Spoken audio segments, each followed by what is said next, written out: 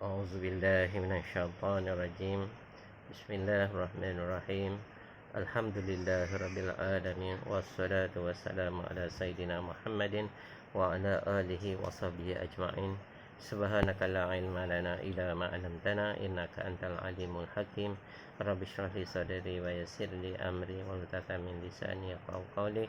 اللهم افتح لنا حكمتك وانشر علينا من خزائن رحمتك يا أرحم الراحمين. Tafsir Al-Quran Ahmad Suhaji bin Muhammad, Surah Al-Baqarah ayat 230 hingga 234, sambungan daripada ayat sebelum. A'udzubillahi minasyaitonirrajim. Bismillahirrahmanirrahim. Fa in talaqaha fala tahillu lahu min ba'du hatta tankiha zawjan ghairah. فإن طلقها فلا جناح عليهما أن يتراجعا إن ظنا أن يقيما حدود الله وتلك حدود الله يبينها لقوم يعلمون. Ayat 230. Jika suami menceraikan isinya sesudah bercerai 2 kali, maka tiadalah halal lagi perempuan itu baginya selepas itu, melainkan sesudah ia kahwin dengan lelaki lain.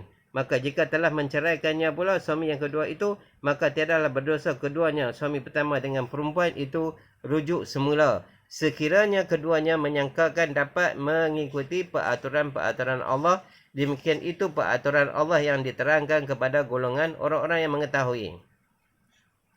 Huraiannya, ayat 230 adalah lanjutan ayat yang sebelumnya untuk menjelaskan pula bahawa suami yang telah menceraikan isteri 2 kali atau talak 2, kemudian menceraikannya pula untuk kali ketiga, maka tiadalah halal bagi perempuan itu baginya untuk dirujuk, diulangi semula, kecuali perempuan itu telah dikahwini oleh lelaki lain.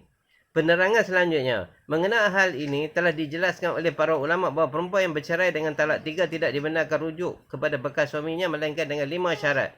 Pertama, hendaklah perempuan itu sudah habis iddahnya. Kedua, hendaklah kemudian dikahwini oleh lelaki lain dengan nikah yang sah. Ketiga, hendaklah lelaki itu telah menyetubuhinya. Keempat, hendaklah telah diceraikan kemudiannya. Kelima, hendaklah habis iddahnya dari penceraian tersebut. Maka 2 orang suami isteri yang bercerai talak 3 yang bermaksud hendak rujuk semula dengan menyangkakan bahawa keduanya dapat mengikuti peraturan-peraturan Allah dengan pergaulan yang baik, dan si isteri itu telah menjalankan syarat-syarat yang 5 tersebut, tiadalah ada halangan bagi keduanya untuk rujuk semula. Adapun orang mengahwini perempuan yang tertalak 3 semata-mata untuk menjadi muhalil, mengambil upah mengahwininya yang kemudian menceraikannya dengan tujuan supaya suami yang mula itu dapat rujuk semula, maka akad nikah yang demikian itu tidak sah. Perbuatan lelaki yang mengambil upah dan yang mengupahnya dalam perkara tahlil ini dikutuk Tuhan. Sebagaimana sabda Nabi SAW berbunyi, Lu'inal muhalli luwal muhalla lullah. Allah melaknat orang yang menjadi muhalil, diupah menjadi cina buta, dan orang yang mengupahnya. Tetapi jika muhalil itu yang mengahwini perempuan itu adalah akad nikahnya, tidak mensyaratkan dia bakal menceraikannya, maka sahlah nikahnya dan luluslah tahlilnya, yang berarti berpeluanglah bagi suami yang mula-mula untuk rujuk. Jika suami yang kedua tadi telah mentalak perempuan itu yang kemudiannya habis iddahnya. Apa yang menjadi syarat utama dalam perkara tahlil menghalalkan rujuk semula di sini ialah perempuan itu mestilah sudah disetubuhi. Sebagaimana dijelaskan oleh Rasulullah SAW dalam satu peristiwa, iaitu manakala seorang perempuan bernama Tamimah, setengah riwayat menyatakan Aisyah binti Abdurrahman Al-Qurazi, bekas isteri kepada saudara sepupunya bernama Rifa'ah bin Wahbi Al-Qurazi, telah datang kepada baginda mengadukan halnya bahawa ia dan Rifa'ah telah bercerai talak 3. Kemudian telah berkahwin dengan lelaki lain bernama Az-Zabir, yang menurut katanya belum dapat bersatu dengan suaminya ini kerana kelemahannya dan bermaksud hendak kembali kepada bekas suami yang lama. Baginda tersenyum mendengar pengaduan seraya bersabda, Aturidu an tarji'i ila Rifa'ah la hatta yazuqa asi lataki wa tazuqi asilatah. Adakah engkau hendak berbalik semula kepada Rifa'ah? Tidak, tak boleh engkau berbalik sehingga dia suamimu yang sekarang menyeri madumu dan engkau menyeri madunya, yakni telah bersetubuh.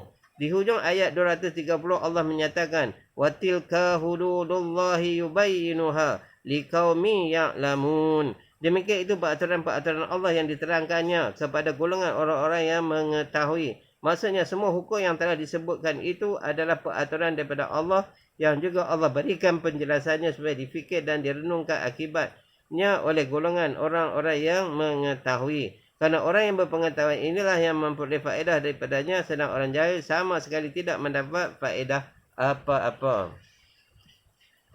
Wa iza talaqkumun nisaa fa balagna ajalahunna fa amsikuhunna bima'rufin aw sarrihuhunna bima'ruf wa la tumsikuhunna dhiraran lita'tadu wa man yaf'al zalika faqad zalama nafsah wa la tattakhidhu ayatillahi huzwa waskuru ni'matallahi 'alaikum وَمَا أَنزَلَ عَلَيْكُمْ مِنَ الْكِتَابِ وَالْحِكْمَةِ يَعِظُكُمْ بِهِ وَاتَّقُوا اللَّهَ وَاعْلَمُوا أَنَّ اللَّهَ بِكُلِّ شَيْءٍ عَلِيمٌ. Jika kamu ceraikan perempuan lalu hampir ayat 231. Jika kamu ceraikan perempuan lalu hampir habis iddahnya, maka tahanlah ia secara patut atau ceraikan dia segera patut pula. Janganlah ia kamu tahan yang mendatangkan mudarat kerana hendak kamu aniayakan. Barang siapa berbuat demikian, maka sesungguhnya ia telah menganiaya diri sendiri. Dan janganlah ayat-ayat Allah kamu jadikan ejek-ejekkan. Ingatlah kamu akan nikmat Allah yang dikurniakannya ke atas kamu dan yang diturunkan Allah untukmu, iaitu kitab suci dan ilmu pengetahuan. Sedang dia, yakni Allah, memberi pengajaran kepadamu. Takutlah kamu kepada Allah dan ketahuilah sesungguhnya Allah mengetahui akan segala sesuatu. Huraiannya, ayat 231 ini ditujukan kepada salah seorang kaum Ansar yang bernama Sabit bin Yasar, kerana ia telah menceraikan isterinya dan manakala hampir habis iddahnya dirujuk semula, kemudian diceraikannya sekali lagi dengan tujuan menyakitinya. Perbuatannya itu adalah ditegah, iaitu dengan turunnya ayat ini ia mengandungi perintah bahawa perempuan yang sudah dicerai sebelum habis iddahnya, jika hendak dirujuk semula hendaklah dihubungi baik-baik atau ceraikan terus supaya ia menjadi bebas, jangan ditahan-tahan dengan tujuan menganiayakannya. Kerana orang yang menganiaya orang lain itu sebenarnya telah menganiaya diri sendiri. Buktinya bahawa dengan disebabkan ia menganiaya orang lain, bermakna ia telah melanggar peraturan Allah. Dengan demikian ia telah mendedahkan dirinya kepada seksa Allah. Kemudian Allah menyatakan wala tattakhizu ayatillahi huzwa. Dan janganlah ayat-ayat Allah kamu jadikan ejek-ejekkan, yakni Allah melarang untuk mengejek-ngejek ayat-ayatnya atau wahyu yang diturunkannya, kerana ayat-ayat ini mengandungi perkara-perkara yang halal dan yang haram dan mengandungi perkara-perkara yang merupakan perintah dan tegah. Janganlah dipersenda atau dipermainkan apa yang telah disebutkan dahulu tentang hukum-hukum iddah, rujuk dan khulu, serta meninggalkan penganiayaan. Jika dilanggar adalah merupakan ejekan terhadap hukum-hukum tersebut. Dan orang yang melakukannya akan diseksa oleh Allah Subhanahu wa taala. Adapun orang yang bernikah atau mentalak isterinya atau memerdekakan hamba sahayanya dengan tujuan bermain-main saja adalah ditegah, dan akibat perbuatannya akan menjadi sungguh-sungguhan. Artinya, jika dimisalkan seseorang itu berlafaz mentalak isterinya walaupun secara bermain-main, tetap gugur talaknya kepada isterinya. Hal ini ada dijelaskan dalam hadis Nabi sallallahu alaihi wasallam, di antaranya berbunyi salasun jadduhunna jaddu wa hazluhunna jad, an-nikahu wat-talaqu wal-itaq. 3 perkara jika dilakukan secara sungguh-sungguh menjadi sungguh, secara bergurau-gurau ataupun menjadi sungguh, iaitu nikah, talak dan memerdekakan. Waskuru ni'matallahi 'alaikum. Ingatlah kamu akan nikmat Allah yang dikurniakan ke atas kamu, iaitu merupakan nikmat iman dan Islam serta beberapa nikmat lain. وَمَا أَنزَلَ عَلَيْكُمْ مِنَ الْكِتَابِ وَالْحِكْمَةِ يَعِظُكُمْ بِهِ. Dan apa-apa yang diturunkan Allah untuk kamu, iaitu kitab suci dan ilmu pengetahuan, sedang dia, yakni Allah memberi pengajaran kepada kamu. Yang dimaksudkan kitab di sini ialah Quran, dan ilmu pengetahuan ialah pelajaran yang diberikan oleh Nabi SAW yang merupakan hadis atau dimaksudkan juga dengan pelajaran yang terkandung di dalam Quran. Ini semuanya Allah kurniakan kepada hamba-Nya untuk dijadikan pengajaran. Wattaqullah, takutlah kamu kepada Allah, iaitu dengan mengerjakan perintahnya dan meninggalkan tegahannya. Wa'lamu annallaha bikulli syai'in alim, dan ketahuilah sesungguhnya Allah mengetahui akan segala sesuatu. Yakni Allah mengetahui sekiranya seseorang itu berlaku taat ataupun maksiat, sama ada dilakukannya secara terang-terang atau sembunyi, sedikit pun tidak ada yang tersembunyi di sisi Allah. Bahkan semuanya dapat diketahui. Wa iza talaqtumun nisaa fabalagna ajalahunna fala ta'dhuluhunna ay yankihna azwajahunna idza taradaw bainahum bil ma'ruf. Zalika yu'adhu bihi man kana minkum yu'minu billahi wal yawmil akhir. Zalikum azka lakum wa athhar. Wallahu ya'lamu wa antum la ta'lamun. Ayat 232.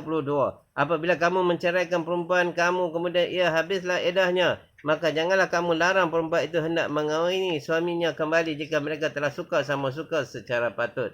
Ya, demikian itu diajarkan kepada sesiapa di antara kamu yang beriman dengan Allah dan hari kemudian. Demikian itu yang lebih baik dan yang lebih suci bagimu. Allah mengetahui dan kamu tiada mengetahui. Huraiannya, ayat 232 ini menjelaskan bahawa perempuan yang telah bercerai dari suaminya, kemudian setelah keduanya sepakat hendak kembali semula untuk menerus kehidupan rumah tangga mereka yang baru, ia didasarkan di atas rasa saling mengerti dan mengikut batas-batas agama secara yang patut, sehingga dapat menimbulkan kerukunan dan kebahagiaan di dalam rumah tangga. Maka janganlah pihak wali perempuan itu menahan atau menghalang perempuan itu, atau jelasnya dilarang wali perempuan itu menahan perempuan yang hendak kembali kepada bekas suaminya.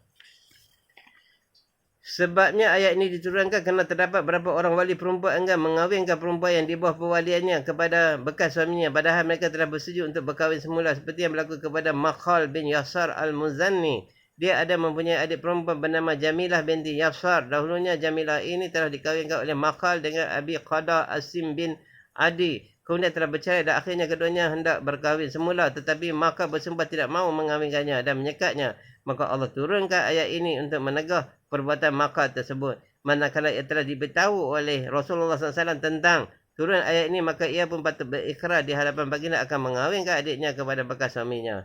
Kemudian ayat tadi menjelaskan bahawa larangan menahan atau menyekat perempuan seperti yang disebut di atas adalah menjadi pengajaran bagi orang yang mempunyai iman, iaitu yang percaya kepada Allah dan hari kemudian. Kerana orang mukmin sajalah yang mahu menerima pengajaran dan mendapat faedah daripadanya, sedang yang lain tidak mendapat apa-apa. Perbuatan meninggalkan sekatan itu lebih baik, lebih suci bagi membersihkan perasaan yang kurang baik dari semua pihak yang bersangkutan. Allah itu mengetahui tentang kebaikan dan kesucian tersebut, sedang kamu tidak mengetahuinya.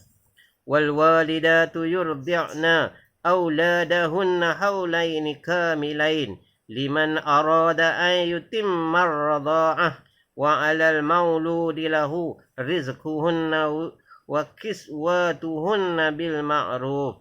La tukallafu nafsun illa wus'aha. La tudarra walidatun biwaladiha wala mauludun lahu biwaladih wa 'alal warisil mislu dhalik fa in arada fisalan an taradin minhuma wa tashawurin fala junaha 'alaihima wa in aradtum an tastardi'u auladakum fala junaha 'alaikum idza sallamtum ma ataitum bil ma'ruf wattaqullaha wa'lamu annallaha bima ta'maluna basir. Ayat 233. Para ibu menyusukan anaknya 2 tahun genap bagi orang yang menghendaki akan menyempurnakan sesuanya. Kewajipan bapa memberi belanja ibu anaknya itu dan pakaiannya secara patut. Tidaklah diberati seseorang melainkan sekadar yang terdaya olehnya. Tidaklah ibu menjadi mudarat tersebab oleh anaknya dan tidak pula bapa menjadi mudarat tersebab oleh anaknya. Dan kewajipan ahli waris seperti demikian pula jika kedua ibu bapa itu hendak menceraikan anaknya daripada menyusu sebelum 2 tahun secara redha antara keduanya dan bermusyawarah, maka tiadalah keduanya berdosa. Jika kamu menghendaki menyusukan anak kamu dengan ibu susuan, tidak juga kamu berdosa asal kamu berikan upahnya, gajinya secara patut. Takutlah kamu kepada Allah dan ketahuilah bahwasanya Allah melihat apa-apa yang kamu kerjakan. Ayat yang berbunyi wal walidatu yurdi'na auladahunna haulaini kamilain liman arada an yutimma ar-radha'ah. Para ibu menyusukan anaknya 2 tahun genap bagi orang yang menghendaki akan menyempurnakan susuannya. Huraiannya, para ibu yang dimaksudkan di sini adalah umum, sama ada yang telah bercerai ataupun tidak bercerai. Ditetapkan lama masanya menyusu anak, iaitu suatu ketetapan yang bukan wajib, tetapi ketetapan yang sebaik-baik atau seelok-eloknya telah dilakukan dengan mengambil waktu selama 2 tahun sahaja. Kerana belaan terhadap kanak-kanak atau bayi itu lebih baik jika disusukan oleh ibunya sendiri. Sebab ibu lebih kaya mengandungi. Sebab susu ibu lebih kaya mengandungi zat makanan berbanding dari lain-lain makanan.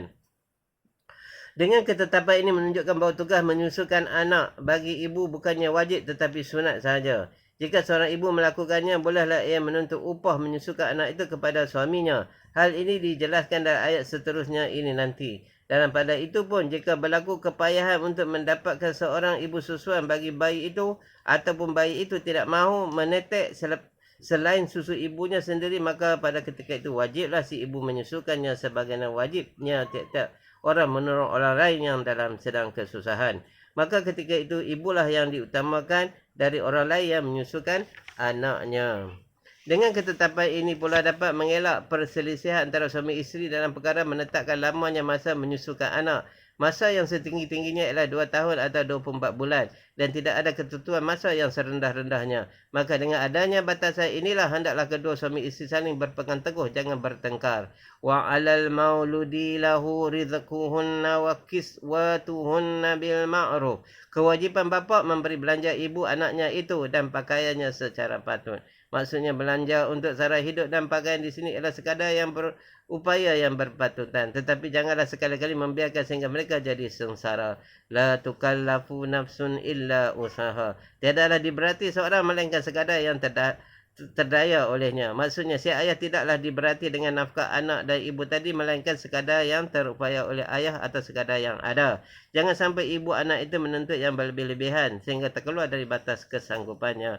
Kemudian Allah telah melarang seseorang itu melakukan perbuatan yang mendatangkan mudarat ke atas orang lain dengan firman-Nya, la tudarra walidatun biwaladiha wala mauludun lahu biwaladih wa 'alal warisil mislu zalik. Tiadalah ibu menjadi mudarat tersebab oleh anaknya dan tiadalah pula bapa menjadi mudarat tersebab oleh anaknya, dan kewajipan ahli waris seperti demikian pula. Maksudnya, ibu yang bersedia menyusukan anaknya, janganlah anaknya itu diambil untuk disusukan kepada perempuan lain. Kerana yang demikian itu menyusahkannya atau ibu itu dipaksa menyusukan supaya menjadi beban dan kesusahan kepadanya. Padahal ia tidak sanggup menyusukannya, dalam pada itu menyusukan anak itu tiadalah wajib baginya. Begitulah pula ayah anak itu. Janganlah dibebankan dengan meletakkan anak kepadanya. Padahal anak itu perlu disusui oleh ibunya sehingga menyusukan ke atas dirinya dan diri kanak-kanak itu. Walhasil, salah seorang dari kedua ibu dan bapa itu janganlah saling sakit, menyakiti dan susah menyusahkan tersebab oleh anaknya kanak-kanak tadi. Dan jangan pula keduanya menyusahkan anak mereka. Bahkan, hendaklah keduanya bertanggungjawab di atas kehidupannya. Selain dari kedua bertanggungjawab, waris kanak-kanak itu pun ikut bertanggungjawab pula manakala bapaknya meninggal dunia. Misalnya, waris tersebut ialah datuk, abang, bapa saudara dan seumpamanya dari ahli waris sebelah lelaki. Mereka itu hendaklah menanggung mana-mana yang patut tentang nafkahnya, dan ahli waris itu pula janganlah mendatangkan kesusahan kepada kanak-kanak tersebut. Fa in arada fisalan an taradin minhuma wa tashawurin fala junaha alaihima. Jika kedua ibu bapa itu hendak menceraikan anaknya daripada menyusu sebelum 2 tahun secara redha antara keduanya dan bermusyarat, maka tiadalah keduanya berdosa. Ayat ini menjelaskan bahawa ibu bapa tiada berdosa menyapih, yakni menceraikan susu anaknya sebelum anak itu berumur 2 tahun, iaitu sekiranya tidak mendatangkan mudarat kepada kanak-kanak tersebut. Wa in aradtum an tastardi'u auladakum fala junaha alaikum idza sallamtum ma ataitum bil ma'ruf. Jika kamu menghendaki menyusukan anak kamu dengan ibu susuan, tiadalah juga berdosa asalkan kamu berikan upah gajinya secara patut. Yang ini jika ibu tidak dapat menyusukan anaknya disebabkan sakit atau lainnya, bolehlah dicarikan ibu susuan untuk menyusukan kanak-kanak tersebut asal dibayar upahnya atau mengupah kepada ibu kanak-kanak itu sendiri. Perbuatan demikian tiadalah berdosa. Wattaqullaha wa'lamu annallaha bima ta'maluna basir. Takutlah kamu kepada Allah dan ketahuilah balasannya. Allah melihat apa-apa yang kamu kerjakan. Yang ini tiada sekali-kali tersembunyi di sisi Allah segala perbuatan yang kamu lakukan. Wallahu alam. Mudah-mudahan apa yang kita baca tadi mendapat taufik dan hidayah daripada Allah untuk kita amal dan kita sampaikan insya-Allah. Subhanallah bihamdihi subhanakallah bihamdika asyhadu an la ilaha illa anta astaghfiruka wa atubu ilaik.